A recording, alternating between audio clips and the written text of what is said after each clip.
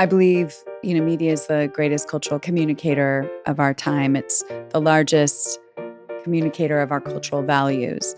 And I do believe that there is a disconnect, that there is a toxicity, that there is a danger in the narrative that we are communicating, not just to United States children, but to the globe's children. We already know what helps. Connection is the cure. It's our deep, meaningful relationships that give us hope and healing.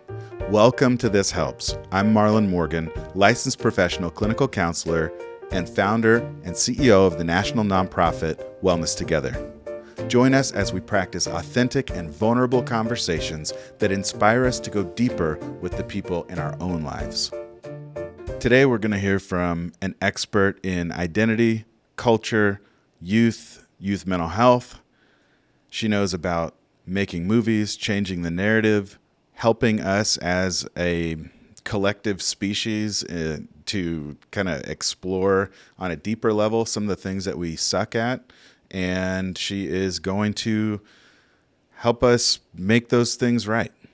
So you may think I'm just talking about some kind of famous filmmaker or, maybe an actress or an actor that made a huge contribution to Hollywood in a different way, an unexpected way. You'd be right. But we're also talking about Jennifer Siebel Newsom, First Partner, California. Ever heard of it?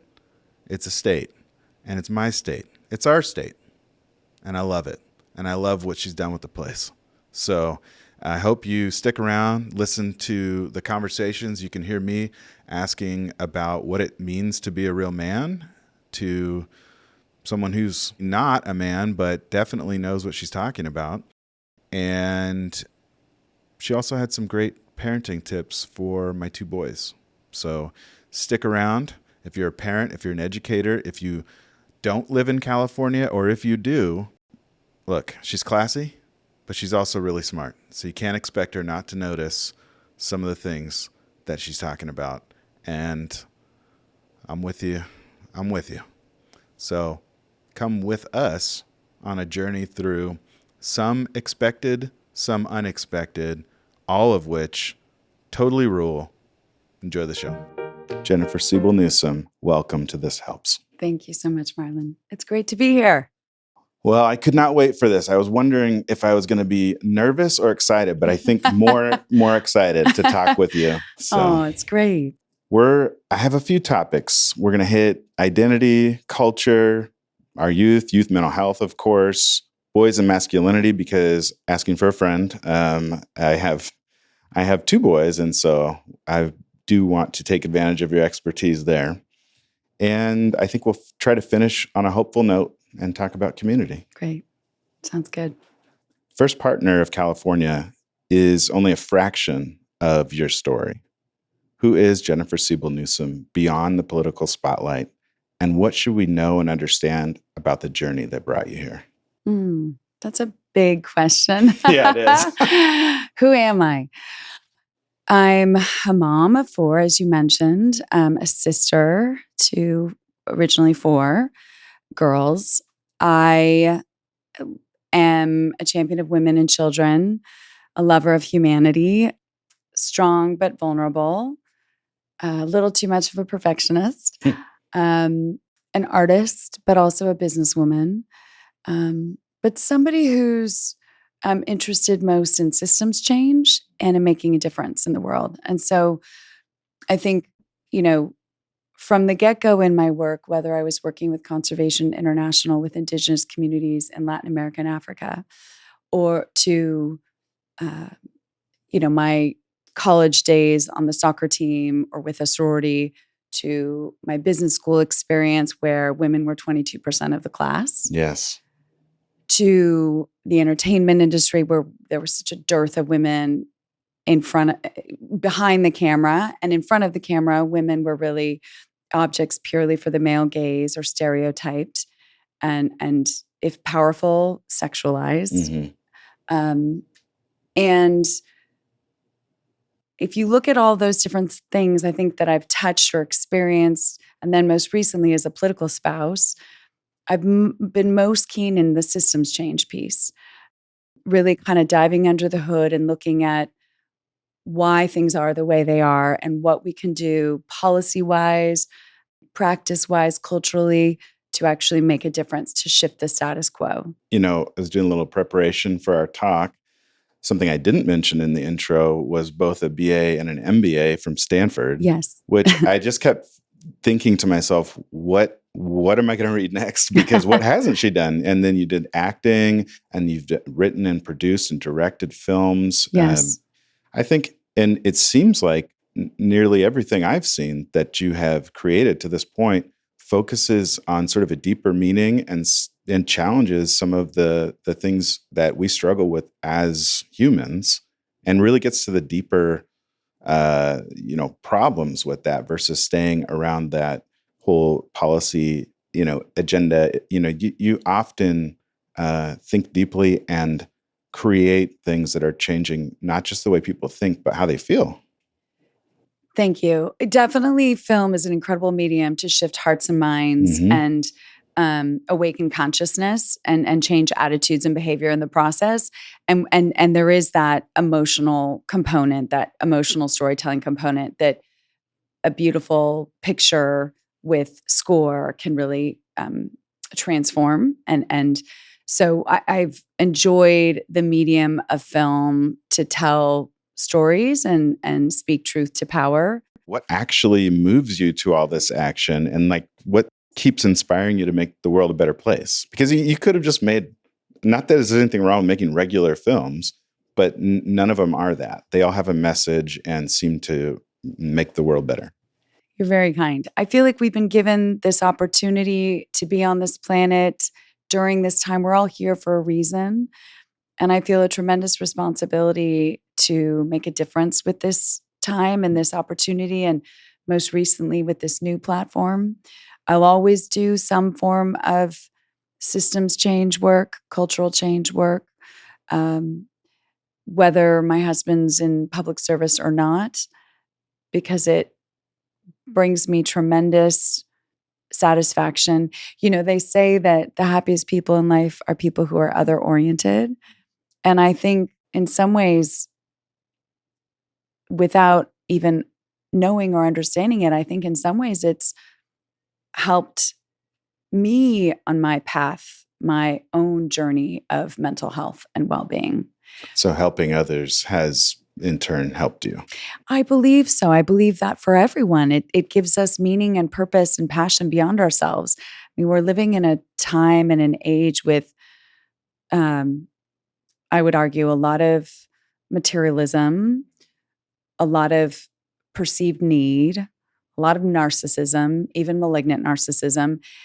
The medium of film and entertainment can be particularly me-oriented. And so I think having a purpose beyond oneself, it gets me out of bed in the morning. It helps me not focus on the small stuff. Frankly, it just brings me tremendous joy to help people, to even if it's just a smile or a hug or an ear because I'm listening to their story. Of course, I want to do more than that, but sometimes that's just what's required in the moment. And then I guess, there's a little bit of an editor in me always. I love to write, but I love to edit, and I have an eye always on what could be better. And so I think I operate in the world always thinking about, okay, what could we do differently? How could we shift the status quo? How could we change or transform this culture? How could we fix this system? Because there's so many broken systems. Right. How can we make a difference while we're here? And then you mentioned it earlier. It's a short period of time that we get on this earth, even if we're lucky. Even if we're lucky. You never know. Yeah. Yes. That's actually something I wanted to ask you about. So in a culture sort of obsessed, we're both from California, and I love California, and it's my favorite place to be, of course. That's why I never left. But there are other things too. We do export a culture that is, fairly me-centered. And in a culture that's sort of obsessed with, whether it's fame, efficiency, or progress, are we at risk of losing our sense of purpose, just to kind of keep the machine running? I believe, media is the greatest cultural communicator of our time. It's the largest communicator of our cultural values. And I do believe that there is a disconnect, that there is a toxicity, that there is a danger in the narrative that we are communicating, not just to United States children, but to the globe's children. I was just with folks from Africa earlier this morning up in Northern California on a walk. And one of the conversations, because we connected on the fact that I lived and worked in Southern Africa, was about the youth in Botswana absorbing the American accent and American values, having never been to America before. And when I made misrepresentation, the royal family of Abu Dhabi invited me to come speak to them because they were so alarmed by this pornographic mainstream media culture that their children had ingested as a result of the iPad and the iPhone.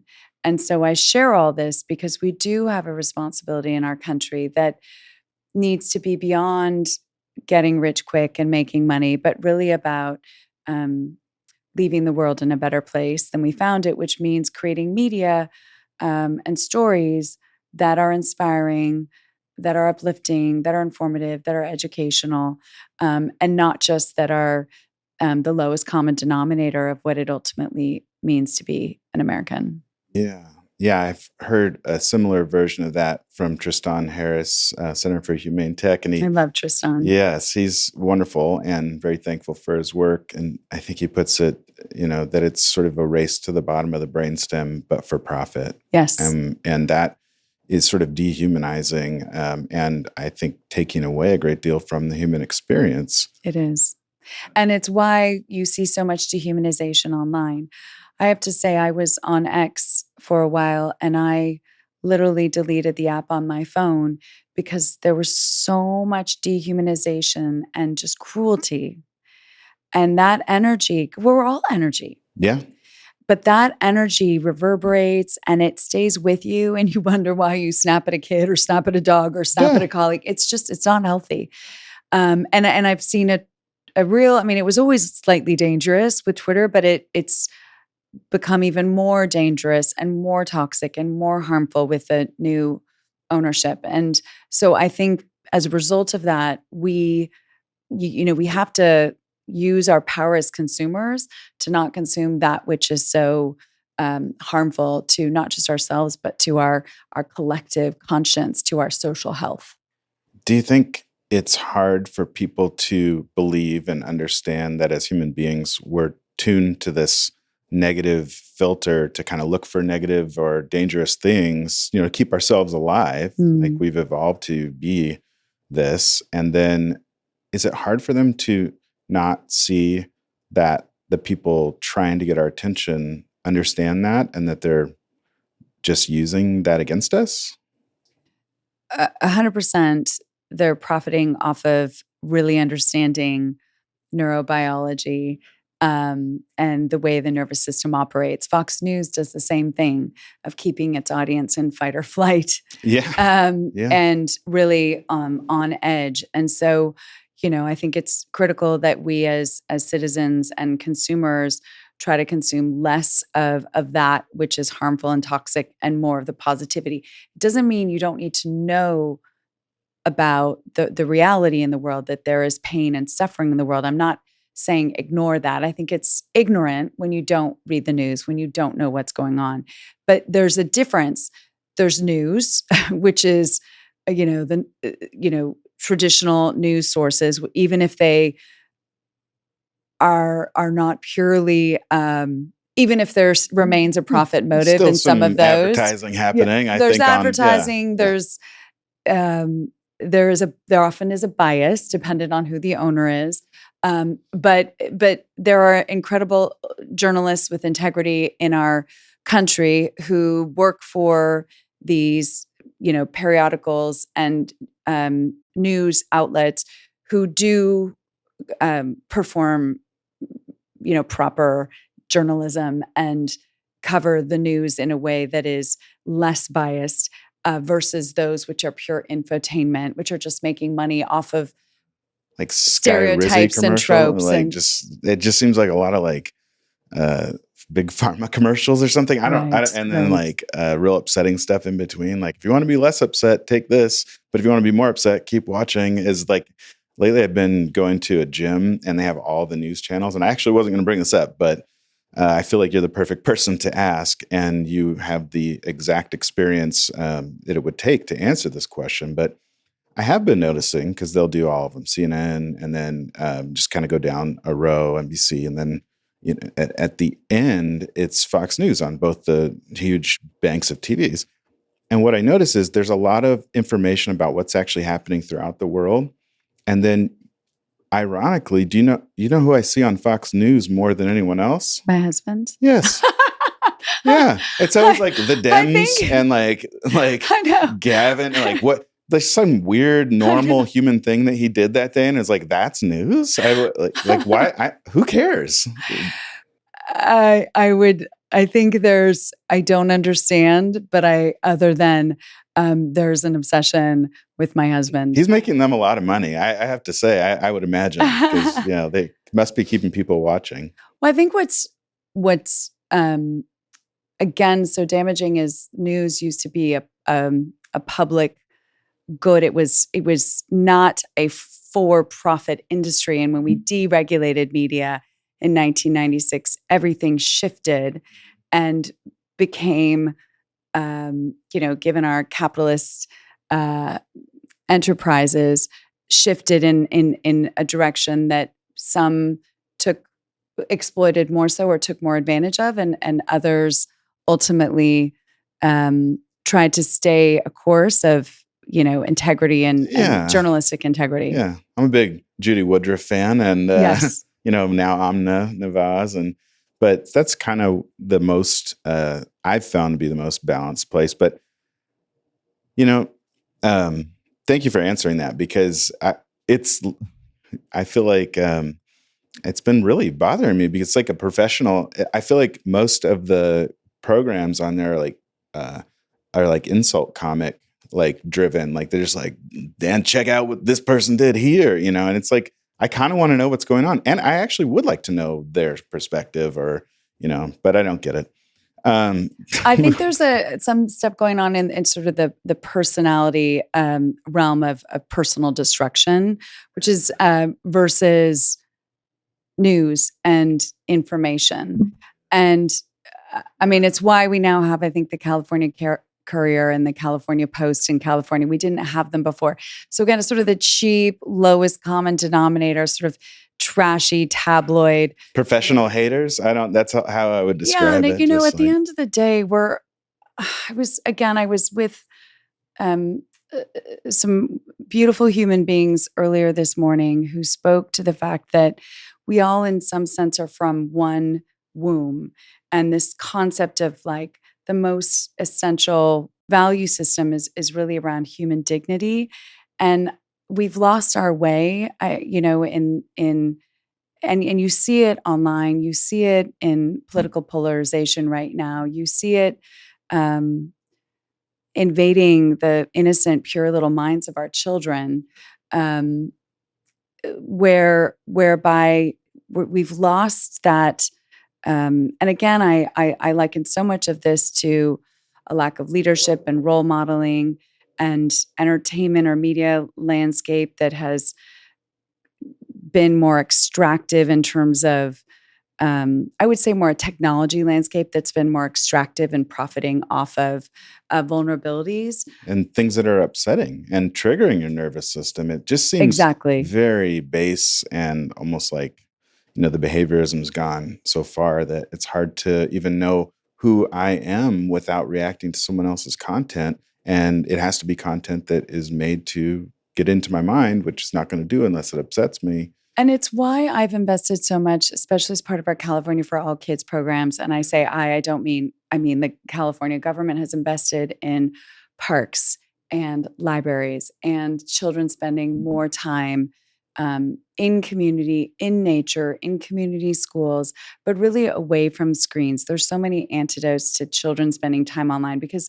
we know that, they are our most vulnerable population, and we want to socialize them with sort of the best practices and habits early on so that they aren't glued to these addictive technologies that are finally having their There's a reckoning. there's a reckoning in the court system right now, finally, whereby we, something that we parents have been saying for a really long time is finally out in the open and clear, that these are addictive, harmful technologies. So again, what we've been doing in the First Partners Office and in partnership with a nonprofit I launched, California Partners Project, is really giving families tools and resources for children to spend more time in parks, more time in third spaces, more times in libraries with all of these activities, whether it's book clubs or,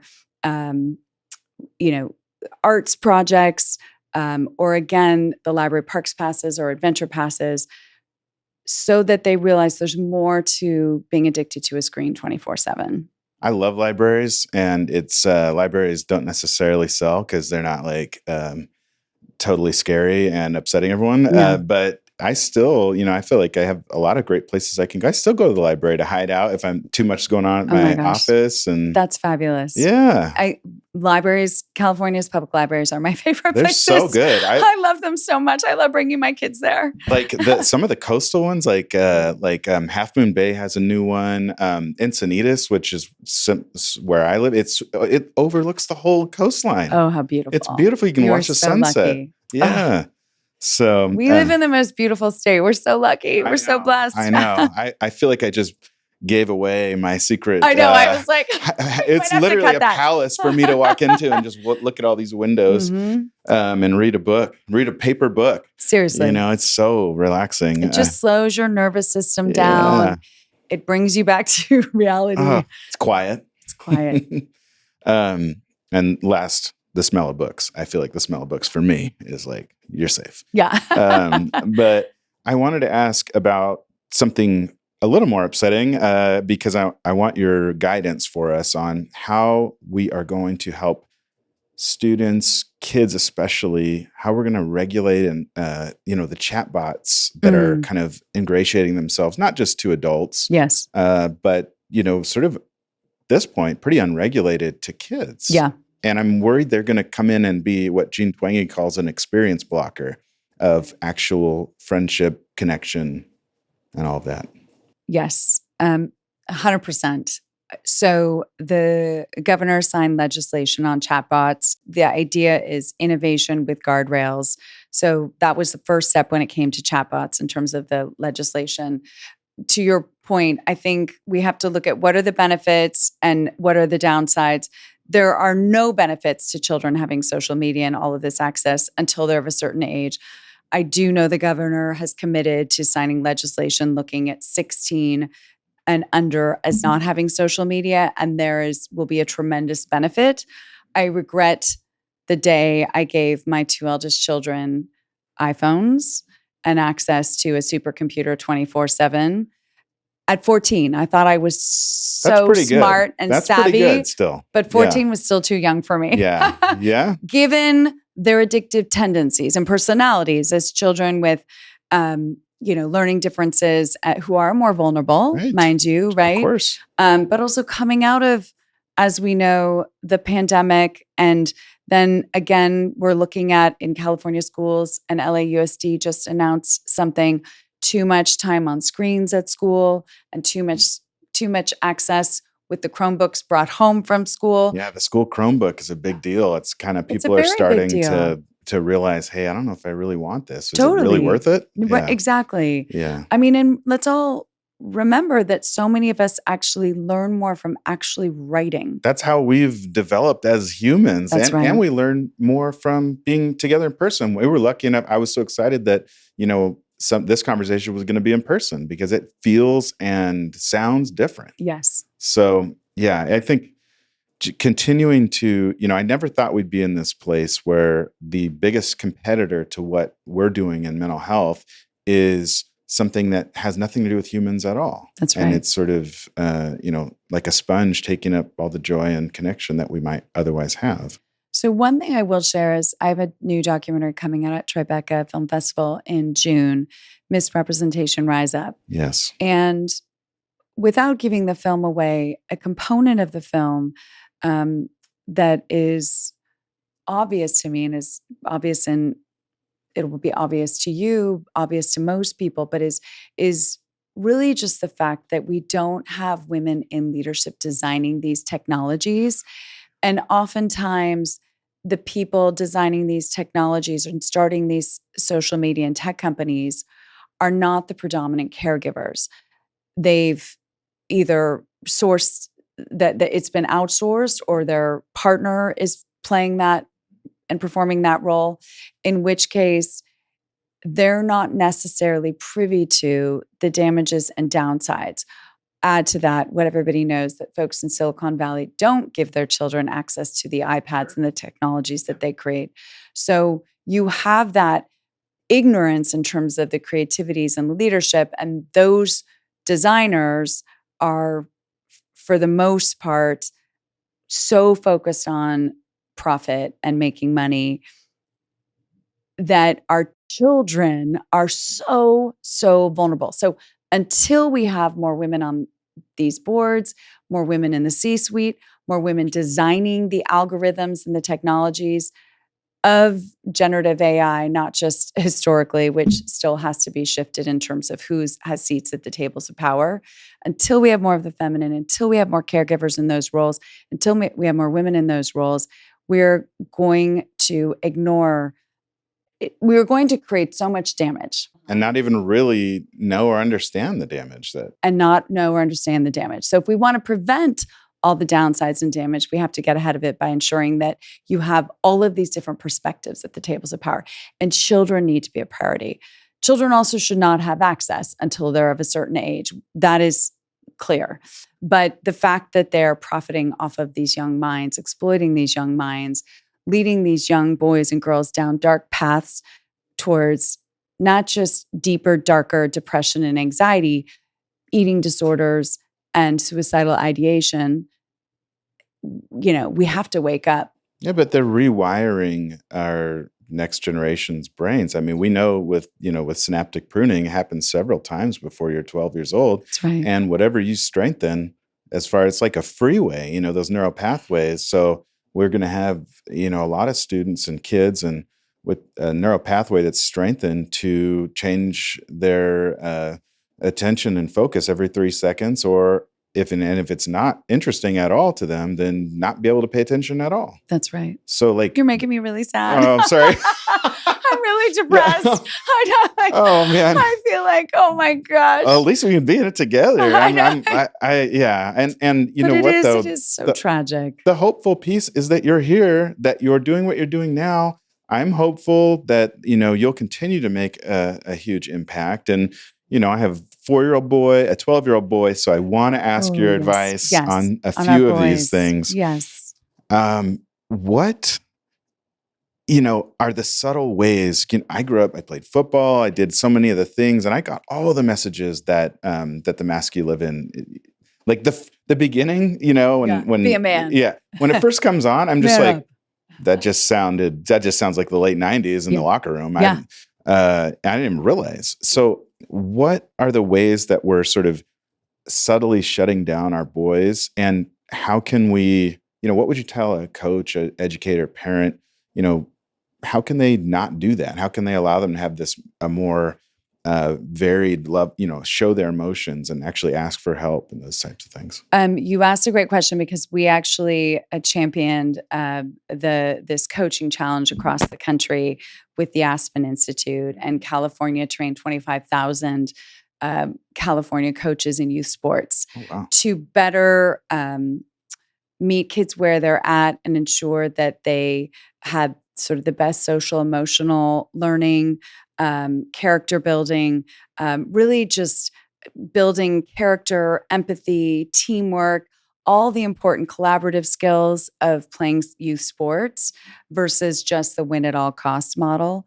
And so really kind of speaking to, again, meeting kids where they're at socially, emotionally, and mentally. And that I'm very proud of that work that we did.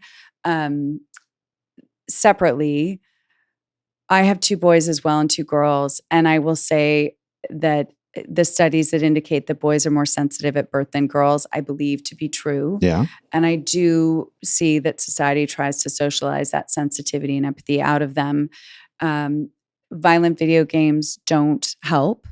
Addictive technologies, these, do not help, of course. And I think that there's some shortcomings in our education system that favors how girls learn versus how boys learn. And we're looking at that as well at the state level, which is why the governor issued the executive order on path and purpose. Yeah. The June executive order, I remember getting a call to talk about that. And Yes. I could not have been more inspired, by the just, calling out, hey, this is happening with our boys. It's not that we Yes. don't care about girls. It's that we kind of need to also, It's the ands. we need to focus on boys as well. what's going on with boys. Yes. And I'll say that with boys though, look, I believe there's some incredible male role models out there. Sadly though, with technology and social media, there's a lot of noise. And so who's getting to the top in this landscape? It's people with money and power, right? And sadly, and hate. I feel like there's a lot well, that's it. It's like, you're powerful, you're a boy, and you could beat up someone, or Yeah, exactly. It's violence, it's sensationalism. It's the same thing that attracted our eyeballs and TV, but now it's 24/7 at our fingertips. So boys are being exposed to these extremes, and they're being pulled down this path towards, violent extremism and misogyny that we've seen. That to me just seems like screams insecurity. It screams, Yes. I feel like I need to be able to hurt someone in order to feel better about myself or big, or Yes. And to me, I don't understand why we can't see, if you're saying that stuff about hurting other people and that's your message. Well, I hope all the ad revenue is worth it, because you're not really getting anything else and you're making the world worse. Well, and then here's the problem. I'm sorry I have to say this, but we elected a very, very broken man to be president of the United States of America twice now. Somebody that has been harmed and has no problem harming. That brokenness in some ways is a mirror reflecting back to us our cultural values. I would say that it's time that we wake up and look at our cultural values. Do we really just value that person because of their wealth or perceived wealth or the perception of wealth? Or do we really value people with heart and soul and purpose who are making the world a better place every single day? So I think that we're at this kind of inflection point in our nation where we have to really just go inward, all of us, and think about how we were hopefully raised, or who inspires us the most, and realize that money and power isn't everything, but being a citizen who contributes, who adds value to his community or her community, and is leaving the world in a better place, trying to fix systemic problems. Like, that's ultimately, I think, the path and purpose that we're trying to revitalize with young men, especially here in California. It's going to take continued work and intentionality and focus, but it's something that we're committed to, because we know that once given meaning, once given purpose, once given a life of service, a direction, and being other-oriented, like I said at the top, there's so much benefit to being other-oriented. It's not just that you're helping somebody else, you're indirectly helping yourself in the process, because you have a reason to get out of bed, and the connection, the exchange of energy and helping other people, the usefulness, it's just transformative. And so that's what's missing with our boys, I think, to revive their confidence and revive their purposefulness. It's not coming from the top, but there are enough great men in this country that have the opportunity right now to step up and be role models for all of these young people that seem to be lost and missing. I've never felt more hopeful about this then when I heard the governor's podcast with Richard Reeves this summer, Yeah. I can also tell you, starting out as a school counselor, there were 5 essentially white female school counselors and me Yeah. in the schools that I was in, and at least 2 of them. And I got all the angry boys, all the football players who couldn't, keep their temper down, all that. Yeah. And you know what was at the root of it every time, Jennifer? Anger. And you know what was at the root of the anger? Fear. Yeah. And so to me, the only way I've been able to make sense of this current situation is that people are scared and they want some kind of monster or tough guy and they think it's worth it to give up morality itself in order to stay safe. Right. And that's I think that what continues to be perpetuated, and that's what I'm most nervous about. The last thing I'll close with, just because of my boys and what I don't want to keep going, is once I heard Brene Brown talk about how she had to admit to herself what her expectations were for her husband, and she said, I had to admit that I actually would have rather seen him die on his white horse than get off of it. And that shocked me. And I was like, I knew it. I was like, I knew it. Because I feel pressure a lot as a leader, as a CEO, as a person who can have a voice sometimes for the voiceless. I need to do all this stuff. And so some of the things you're saying, I relate to it. But why, in your opinion, do we choose, and what do you tell your boys? Why do we choose that simple version of manhood that is simply denies ever crying and says they're a fighter till the end? And it's like, at what point is that totally imbalanced and you just end up fighting? I mean, I think so much of this is learned behavior, and it's generational, and it's, passed down from our parents' generation. And then what do we take or what do we leave behind? And so I think it's really just about intentional parenting and intentional coaching and intentional mentoring. Look, it's also reduced time. We used to live in villages where you communicated with so many people, but very few people. And now our kids have exposure to people all over the world that have very different values. And so if you think about, that's the danger to me, is that you can't control that my son was watching sports videos and was exposed to Andrew Tate, or most recently clavicular. And clavicular might be a nice young man. I don't know clavicular, but I know that Andrew Tate is a really scary misogynist. Yes. A horrific, vile, role model for young men. And the fact that the technology allowed for our young boys to be exposed to that, come on. I agree. And for what? For what? So we'll continue to protect our boys and hopefully show them that there's times to be tough, just like there is for everyone. Yeah. But there's also a time to feel, to communicate, to love, and to be vulnerable. And if you don't do that, you're going to end up being a fake tough guy, and maybe you'll make some money on YouTube. But otherwise, you're not really going to do much for the rest of the world. Right.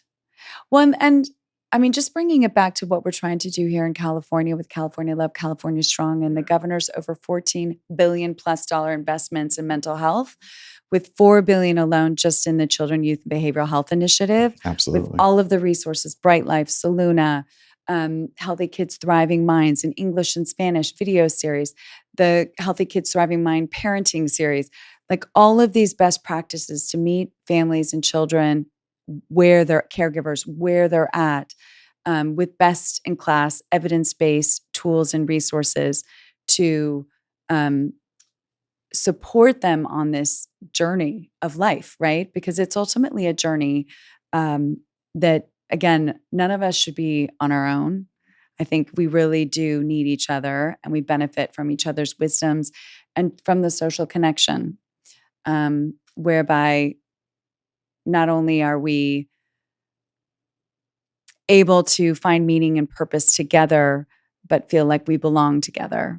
Thank you for that invitation. Thank you for being a voice for the voiceless, and for not, hanging out in the shallow end when it would be easy to do.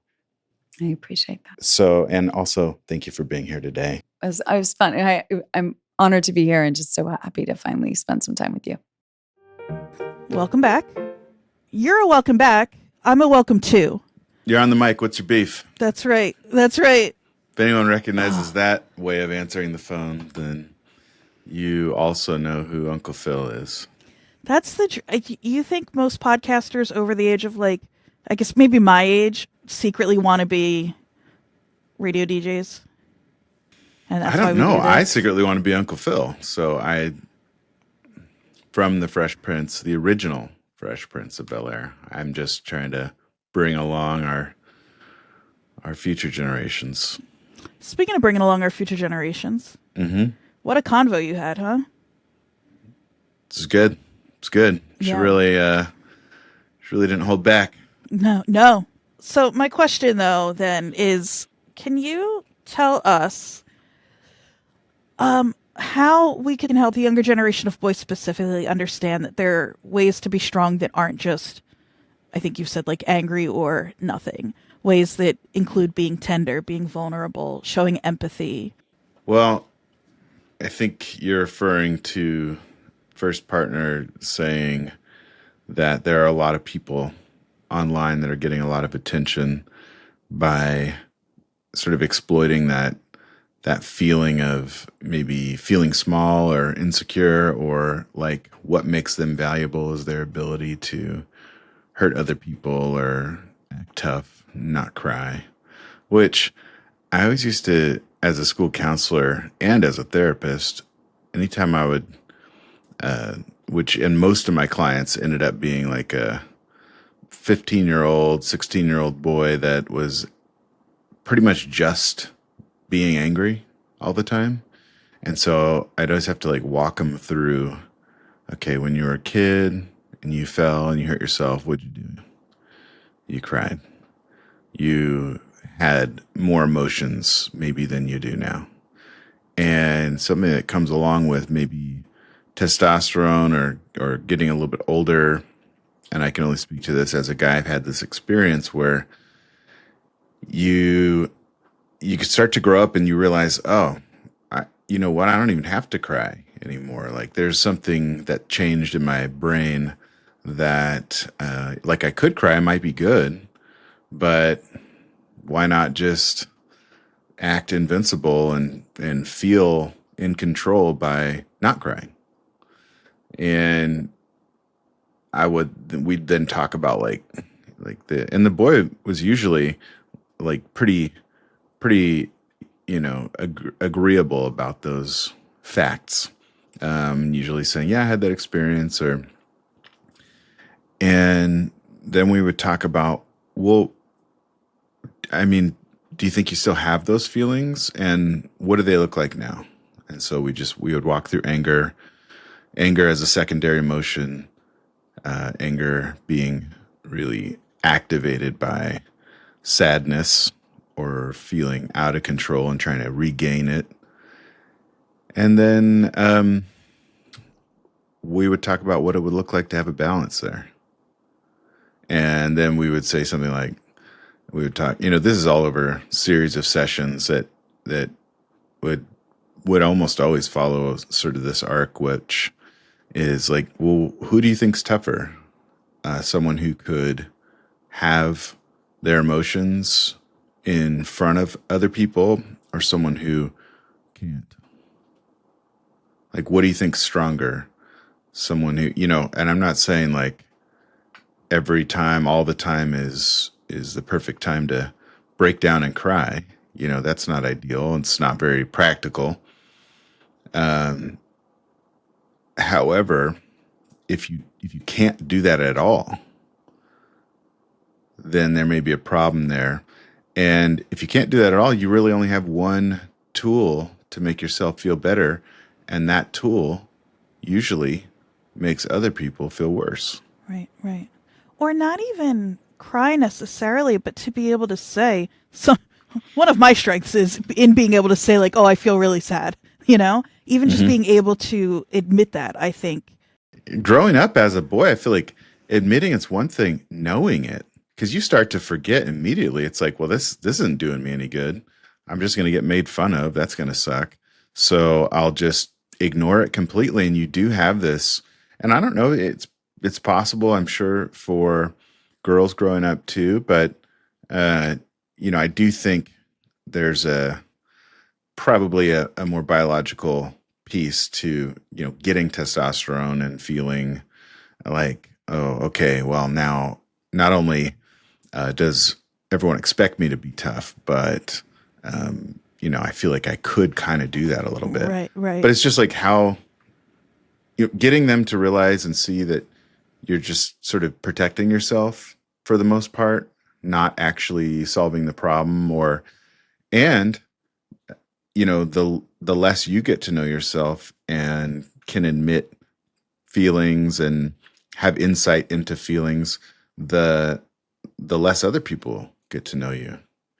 And we would talk about the benefits of that. Like, what if there are some people you can trust and you do have something legitimately sad happen? And so a lot of therapy in general, and this is across the board, is creating a safe space that maybe that client or, the person you're talking with has never had, which is then going to allow them to think through, okay, well, what might I really feel if I don't have to act angry or tough or fight everything? Because the other reality is, and this is true across the board, boys and girls, and however you're growing up, you learn what's safe and who's not. And sometimes you learn growing up that nobody's safe, and anger is your best bet.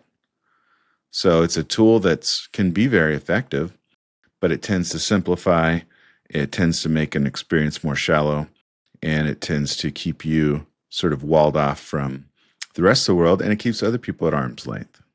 So then when you do finally, hopefully, have someone that you want to be close to, it becomes nearly impossible. Like I said, that happens over a long, a few months usually of sessions, and it's often a new concept because you think, okay, well, I can do this. I can hold in my cry more than I used to, or I can try to be tougher than when I was, 5 years old or whatever. And maybe I should. And I feel like it goes back to also the only time I felt like, when we were talking with Jennifer, is, the only time I felt like she was surprised is when I brought up the Brene Brown thing. Because that has been my only real question, because I love the movie she made, the documentary, The Mask We Live In, about sort of boy and manhood and, what the messages are that we send to our boys. But I think at some point you got to admit, we don't say, as kids, well, my dad could get beat up by your dad. Yeah. We don't offer that usually. My dad's the best crier in town. Yeah. Yeah. Yeah. I think it was, a good moment, and I appreciated her thinking about that and being able to talk about it, because there's a balance. You don't want to be ineffective, and you do want people to be able to trust that you can do the job and, not fall apart. However, speaking of trust, if you really want to be authentic and let people trust you, then you also have to be honest about your feelings and be confident enough to share those. Yeah, I think ignoring any feeling is probably, anger included, is probably not good, probably not helpful. Look at that. Yeah. For a person walking through the world. Yeah. I feel like Bill Burr said it best when he said, yeah, you can have, as a man, this is my Bill Burr. It's pretty good. Let me just tell you in sort of my own words what I heard Bill Burr saying. He talks about being older and realizing he has feelings. And he's like, it's, there's only two emotions that a man can have either angry or fine. And then that's true in a lot of ways. And it's at least how we feel. I know it's not true, but it's at least what we think is often the most helpful for what we can offer, as men. So anyway, love Bill Burr. We'll have to talk about this again because there's so much we could say. I think this is an ongoing conversation, and we'll find another place to talk more about it. Listeners, if you want to know more about Marlon's thoughts on this or really anything else, you can head over to thishelpspodcast.com/ask. You can leave us a 5-star, ideally, review on Apple Podcasts. Follow us on Instagram at This Helps Podcast. If you're listening to this, what are you doing? We didn't send Marlon into a fancy studio with the first partner to not have you watch this on YouTube at This Helps Podcast. Fancy. And that's everything. Yeah, I feel like she made it fancy. Fancy That'd be lady. in there. Yes. We have some incredible conversations coming up. Can't wait for everyone to hear them. This helps. All right. Let's get together, protect our kids, and put down our differences, at least for that. Later. Thanks for joining us today. We hope it helped. Stay connected at This Helps Podcast or at thishelpspodcast.com.